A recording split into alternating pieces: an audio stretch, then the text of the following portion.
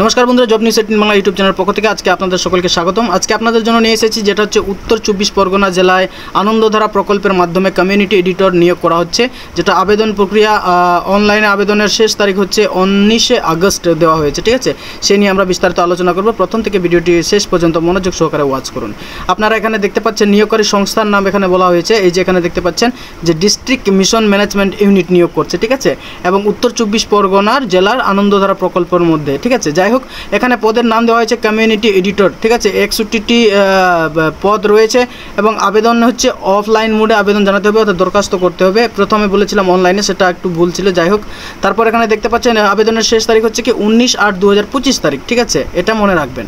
তারপর কোয়ালিফিকেশনের দিকে যদি আমরা লক্ষ্য করি, এখানে দেখতে পাচ্ছেন যে কোনো বিভাগে উচ্চ মাধ্যমিক বা বাণিজ্য বিভাগে উচ্চ মাধ্যমিক পাস হলে আরও ভালো বলছে। ঠিক আছে, অর্থাৎ এখানে শুধু বাণিজ্য নেই, বাণিজ্য বিভাগে উচ্চ মাধ্যমিক করেননি তাই বলে আপনি অগ্রাধিকার পাবেন না, সেটা নয়।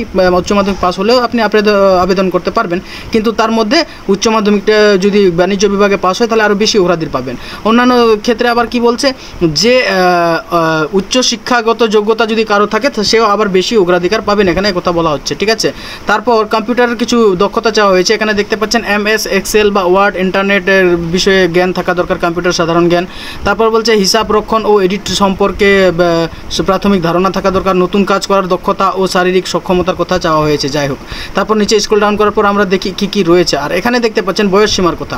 এখানে বলছে সর্বনিম্ন বয়স হচ্ছে 25 বছর এবং সর্বাধিক হচ্ছে 40 বছর। ঠিক আছে, আর সংরক্ষিত প্রার্থীদের সরকারি নিয়ম অনুসারে যে ছাড় দেওয়া হয় সেটা দেওয়া হবে, অর্থাৎ ST SC OBCদের।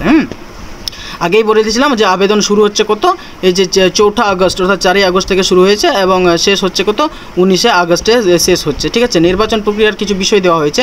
লিখিত পরীক্ষা আপনারা দেখতে পাচ্ছেন, মোট নম্বর হচ্ছে 60 নম্বরের, সময় 2 ঘন্টা দেওয়া থাকবে। বিষয় হচ্ছে নিচে আমি আলোচনা করছি সেই নিয়ে। ঠিক আছে, এখানে দেখতে পাচ্ছেন ব্যবসায়িক অঙ্কে 10 নম্বর থাকবে, ইংরেজিতে 10 নম্বর থাকবে এবং সমবায় আন্দোলন বা সংঘ সমবায়ের হিসাব রক্ষণ এডিট ও অ্যাকাউন্টেন্সির জন্য 40 নম্বর থাকবে। ঠিক আছে, এখানে দেখতে পাচ্ছেন।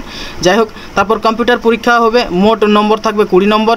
লিখিত পরীক্ষা উত্তীর্ণদের জন্য শুধুমাত্র কম্পিউটার টেস্ট হবে, এই কথা বলা হয়েছে। ঠিক আছে, তারপর ইন্টারভিউর দিকে আমরা যদি লক্ষ্য করে দেখি, এখানে দেখতে পাচ্ছেন কোড নম্বর এই যে 20। ঠিক আছে, মোট নম্বর, এটা কোড নম্বর হয়ে গেছে, ভুল। যাই হোক, তো লিখিত পরীক্ষা ও কম্পিউটার পরীক্ষা উত্তীর্ণ হলে ইন্টারভিউর সুযোগ দেওয়া হবে, এই কথা জানানো হচ্ছে। ঠিক আছে, তারপর আমাদের অ্যাপ্লিকেশন প্রসেসটা আপনারা এখানে দেখতে পাচ্ছেন। ঠিক আছে, আবেদন থেকে আবেদনপত্র ডাউনলোড করে আবেদনপত্রের ফরম্যাটে ফিল আপ করে জমা করতে হবে। ঠিক আছে, সেটা হচ্ছে অফলাইন মোডে। ঠিক আছে, এখানে কিছু বিষয় রয়েছে, সেটা আপনারা প্রয়োজনে স্ক্রিনশট করে নিতে পারেন, আমি অযথা ভিডিও বড় করছি না।